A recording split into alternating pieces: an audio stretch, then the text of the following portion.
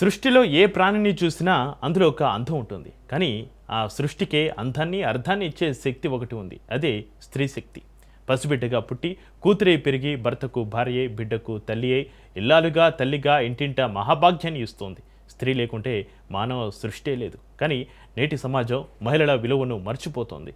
అవివేకంతో చిన్న చూపు చూస్తుంది. ప్రతి ఒక్కరూ వైకుంఠ లక్ష్మిని పూజిస్తారు. కానీ ఇంట్లో పుట్టిన మహాలక్ష్మిని హేళన చేస్తారు. పైకి కనిపించే ఆమె చిరునవ్వు వెనక ఎన్నో కనపడని కన్నీళ్లున్నాయి. చెప్పలేనంత బాధ, దాచలేనంత దుఃఖం ఆమెలో దాగి ఉంది. చేయలేరని, చేత కాదనే అవహేళనలు, అవమానాలు శరమాములయ్యాయి. ఇలాంటి పరిస్థితుల మధ్య కూడా తమకంటూ ఒక గుర్తింపును, గౌరవాన్ని తెచ్చుకుంటూ అతివలు ముందుకు సాగుతున్నారు. ఎక్కడ ప్రయాణాన్ని ఆపకుండా సమాజమే తలవంచి తమ వైపు చూసేంతగా ఎదుగుతున్నారు. కానీ ఆమె వెనక ఉన్న అసలు పోరాటం ఏమిటి? వేల ఏళ్ల నాటి వేదాల నుంచి నేటి ఆధునిక అంతరిక్ష పరిశోధనల వరకు నారీలోకం సృష్టించిన అద్భుతాలు ఏంటి? అసలు మనం జరుపుకునే ఈ అంతర్జాతీయ మహిళా దినోత్సవం వెనుక ఉన్న అసలు కథ ఏంటి? మార్చి 8 అంతర్జాతీయ మహిళా దినోత్సవం. వివక్షత నుంచి విముక్తి కోసం పోరాటాలు. సంవత్సరానికో థీమ్తో మహిళా దినోత్సవం. ఈ అనంతమైన సృష్టికి మూలశక్తి మహిళ. సాక్షాత్ ఆ జగన్మాత ప్రతిరూపంగా వెలుగొందుతున్న స్త్రీ ప్రేమకు, సహనానికి నిలువెత్తు నిదర్శనం. మన భారతీయ సంస్కృతిలో ముఖ్యంగా వేదభూమి అయిన ఈ గడ్డపై మహిళను కేవలం ఒక వ్యక్తిగా కాకుండా ఒక శక్తి స్వరూపినిగా భావించి గౌరవించే సాంప్రదాయం అనాదిగా వస్తోంది. ఒక కుటుంబం అనే చిన్న వ్యవస్థ నుంచి మొదలుకొని ఈ విశాలమైన సమాజం వరకు ప్రతి అడుగులోనూ ఆమె ముద్ర స్పష్టంగా కనిపిస్తోంది. తల్లిగా తన బిడ్డలకు జన్మనిచ్చి వారిని క్రమశిక్షణతో పెంచి పెద్ద చేసే మార్గదర్శకురాలుగా, తోడబుట్టిన వారికి అక్క, చెల్లిగా నిస్వార్థమైన ప్రేమను పంచే అనురాగమూర్తిగా ఆమె పాత్ర అనన్య సామాన్యం. భార్యగా, భర్తకు అర్ధాంగిగా నిలిచి కష్టసుఖాలలో తోడుగా ఉంటూ కుటుంబాన్ని ఒక తాటిపై నడిపించే సారథి కూడా ఆమెనే. ఒక్కోసారి కుటుంబం ఆర్థికంగానూ లేదా సామాజికంగానూ ఇబ్బందులు పడినప్పుడు అప్పటి వరకు సున్నితంగా కనిపించిన అదే స్త్రీ తండ్రి స్థానంలో నిలబడి గుండె నిర్భరంతో బాధ్యతను భుజాన వేసుకుంటుంది. భూదేవికి ఉన్నంత సహనం ఆమె సొంతం కాబట్టే ఎన్ని కష్టాలు ఎదురైనా చిరునవ్వుతో వాటన్నింటినీ అధిగమించి ముందుకు సాగగలుగుతోంది.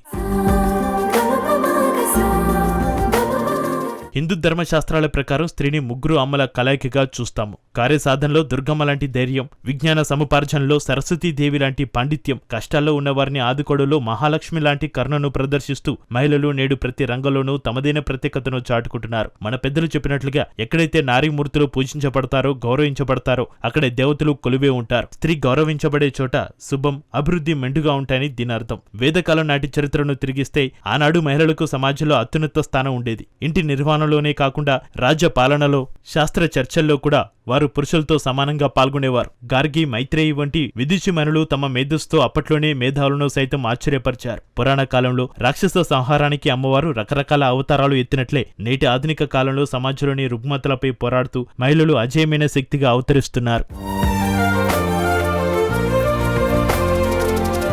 గతంలో మహిళలు కేవలం 4 గోడల మధ్య ఉండాలనే నిబంధనలు ఉండేవి. నేడు ఆ కట్టుబాట్లను తెంచుకుని ఆకాశమే హద్దుగా దూసుకుపోతున్నారు. ఒకప్పుడు గడప దాటడానికి భయపడిన స్థితి నుంచి నేడు అంతరిక్ష నౌకలను నడపడం, దేశ సరిహద్దులు తుపాకీ పట్టి కాపలా కాయడం వరకు ప్రతి రంగంలోనూ నారీశక్తి స్వరూపం కనిపిస్తోంది. విజ్ఞాన శాస్త్రంలో కొత్త ఆవిష్కరణలు చేయడం, వ్యాపార సామ్రాజ్యాలను నిర్మించడం, రాజకీయంలో కీలక నిర్ణయాలు తీసుకోవడం, వైద్య రంగంలో ప్రాణాలు పోయడం, ఇలా చెప్పుకుంటూ పోతే ఆమె లేని రంగం లేదనేది చెప్పడంలో అతిశక్తి లేదు. సమస్యలు ఎదురైనప్పుడు అమ్మవారు మారి పోరాటం చేయడం, ఆకలితో ఉన్నవారికి అన్నపూర్ణలా ప్రేమతో భోజనం వడ్డించడం ఆమెకే సాధ్యం. అయితే చరిత్ర గమనంలో మధ్యలో కొన్ని శతాబ్దాల పాటు మూఢనమ్మకాలు, పితృస్వామ్య పోకడల వల్ల మహిళల స్థానం దిగజారింది. ఆడపిల్లకు చదువు అవసరం లేదని, ఆమె కేవలం వంటగదికే పరిమితం కావాలని నిర్బంధించారు. అటువంటి చీకటి రోజులు ఆమెను అబలగా ముద్ర వేశారు. ఆ ఆంక్షల సంఖ్యలను తెంచుకుని మళ్లీ తన ఉనికిని చాటుకోవడానికి మహిళలు నిరంతరం శ్రమిస్తూనే ఉన్నారు.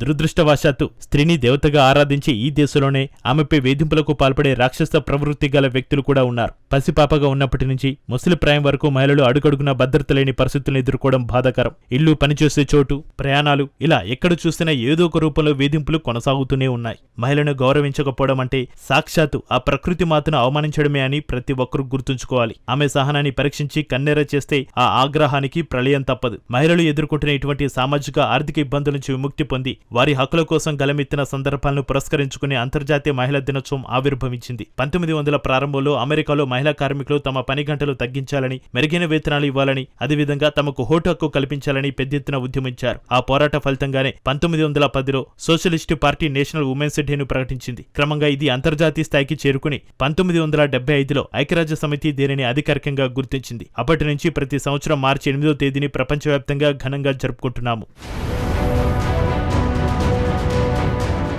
ఈ ప్రత్యేక దినోత్సవం కేవలం ఒక వేడుక మాత్రమే కాదు, మహిళా సాధికారత దిశగా మనం ఎంతవరకు ప్రయాణించాము అని ఆలోచించుకోవాల్సిన సమయం. ప్రతి సంవత్సరం ఒక ప్రత్యేక థీమ్తో ఈ రోజును జరుపుకోవడం వల్ల మహిళలు ఎదుర్కొంటున్న నిర్దిష్ట సమస్యలపైన ప్రపంచవ్యాప్త అవగాహన కలుగుతోంది. 2026 సంవత్సరానికి కూడా మహిళల నాయకత్వ పటిమను, సమానత్వాన్ని ప్రోత్సహించే లక్ష్యాలతో కార్యక్రమాలు రూపొందాయి. మహిళలకు సమాన అవకాశాలు కల్పించడం అంటే పురుషుల అవకాశాలను తగ్గించడం కాదు, సమాజం మొత్తాన్ని అభివృద్ధి పథంలో నడిపించడం. ఒక మహిళ చదువుకుంటే ఆ కుటుంబం మొత్తం విద్యావంతులవుతారు. అలాగే ఒక మహిళ ఆర్థికంగా ఎదిగితే ఆ దేశ ఆర్థిక వ్యవస్థ బలోపేతమవుతుంది. ఆత్మవిశ్వాసంతోటి ముందడుగు వేసే స్త్రీలకు మనం అండగా నిలవాలి. వారిని తక్కువగా అంచనా వేయకుండా వారి కలలకు రెక్కలు తొడిగి ప్రోత్సహించాల్సిన బాధ్యత ప్రతి పురుషుడిపై, ప్రతి సామాజిక వ్యవస్థపై ఉంది.